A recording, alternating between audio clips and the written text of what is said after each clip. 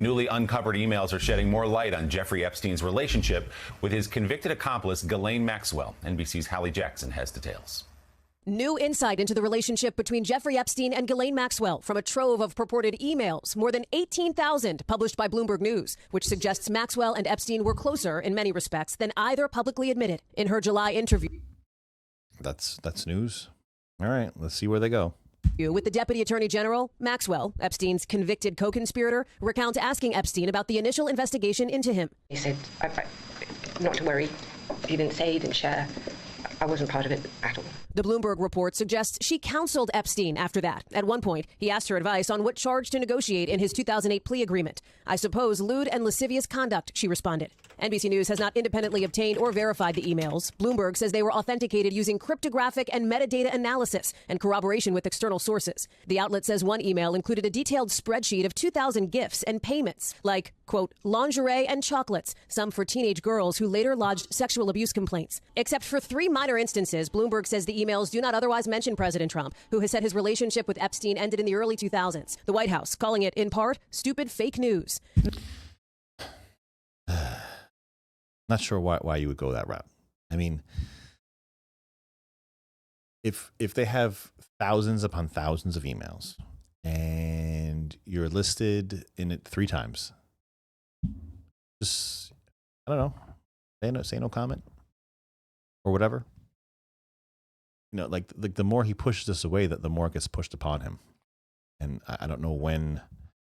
I don't know if they're ever, you know, at this point, I guess they're never going to realize that. And they're just going to keep doing what they're doing, keep playing it the way they're playing it. He's going to keep calling it a hoax. He's going to keep doing these things that just really don't help out the situation at all.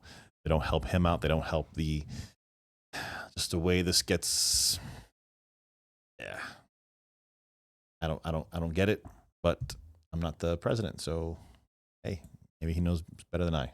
Maxwell's attorney has not responded to NBC's request for comment. And for the first time, revelations Maxwell and Epstein were going through a fertility treatment together, according to Bloomberg, years after she said they broke up. In 2005, Bloomberg says Maxwell emailed Epstein detailed instructions on a sperm donation, adding, "You can do the sample at home."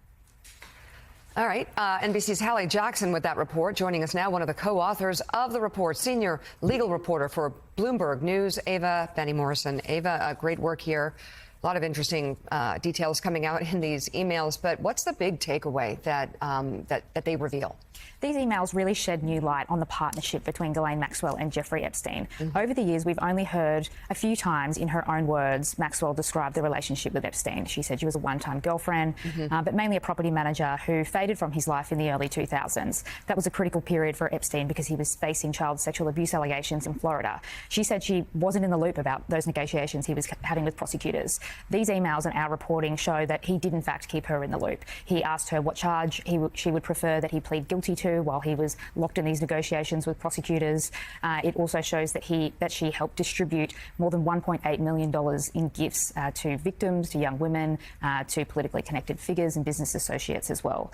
It also reveals a new closeness that we didn't previously know existed between the pair. They were discussing a shared fertility procedure, including in the lead up to him reporting to prison. And she was trying to have his baby.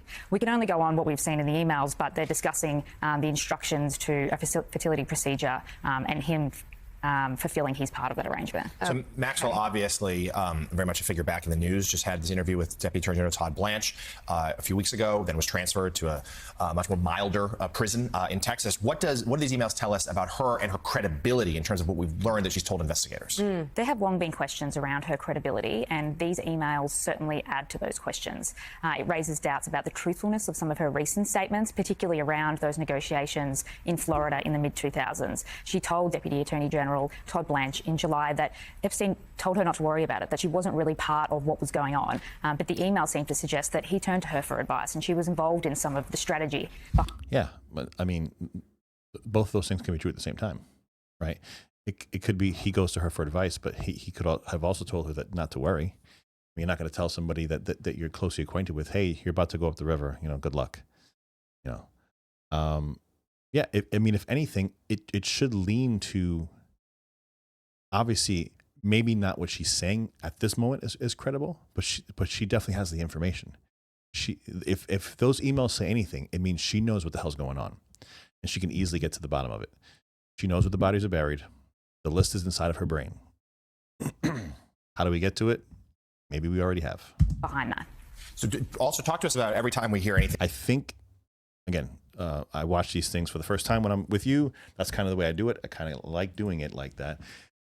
This could potentially get her killed. You know, obviously they're not going to release. I don't know if they've released them all. I don't know how, in what capacity they released them, or how they're going about doing this. But this could be what ultimately gets her killed. Like, the one thing that might have saved her up until this point is that maybe they don't believe that she's in the know for all these things that are going on. I don't know how you would come to that conclusion, but I mean, obviously Epstein knew because Epstein was facilitating it. If she was, you know, if the people that are, you know, that killed Epstein are under the impression that, you know, you can just let her go and, you know, it'll be okay. With this being released, it may no longer be in the cards. Anything new ever Epstein related, there's always a hankering for, well, are there names there? Are there new in terms of new people in the mix? Did we find any of that there? Or as I talk my pen across the desk? There's some names that come up in the inbox that we know already had associations with Jeffrey Epstein. So in particular, we know that Ghislaine Maxwell helped organise visits to his private island in the Caribbean by tech billionaires, and that she was attempts to organise seats on board his private jet as well. For example, there's an email where she is trying to organise a visit by Google co-founder Sergey Brin to Little St. James in late 2000. Interesting. We have our Capitol Hill correspondent standing by in Washington, Ali Vitale, and she has a question. Ali? Hey, thank you for doing this reporting. I think that this is obviously a live ball issue on Capitol Hill as the Oversight Committee is looking into various new avenues that they might pursue. How might this factor into that ongoing investigation? To me, the first thing that I think of, and I wonder your take, is the way that this once again calls into question Ghislaine Maxwell's credibility. It was already something that was openly questioned by the Speaker of the House, but I think that it could add pressure to lawmakers who need to ask Todd Blanche, for example, why would you go do a 2-day deposition with someone who obviously hasn't been perfectly truthful throughout the time that she's been in the legal hot seat over her dealings and relationship with Jeffrey Epstein. So talk about both Maxwell's credibility and then the way that this might factor into these ongoing investigations. It certainly adds to the questions around her credibility. It was very unusual for the Deputy Attorney General to sit down for this 2-day interview with Maxwell, but she had offered to tell him whatever she knew about the Epstein investigation, what she didn't know, and her attorney had said publicly around the time that they would welcome any relief from the Trump administration, whether that looks like a pardon or a commutation, we don't know. It's really funny how of the 3 times that Trump is mentioned, they pop him up on screen as the one little thing that, one little email that they released right there.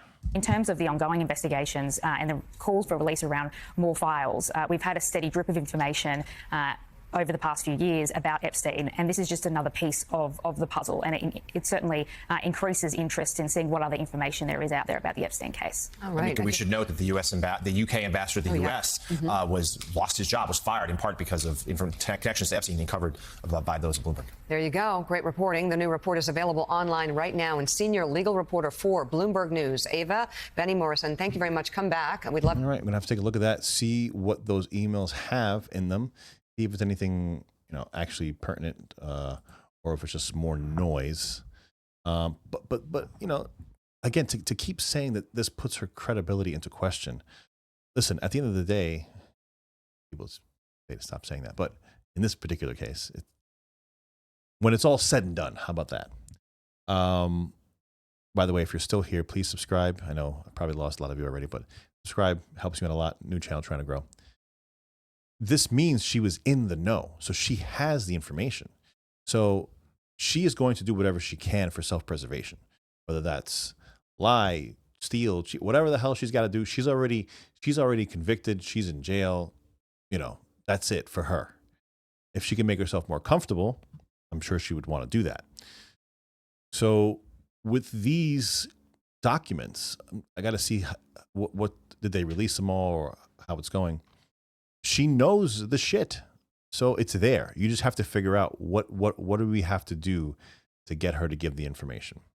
Not sure exactly what that is, but that's for them to find out because I'm not involved in this investigation. Guys, thank you so much for joining me. 6283 Talk on the X if you want to follow me there. Hit that subscribe button. I'm John Soto, and I'll see you again on the next video. Take care, guys.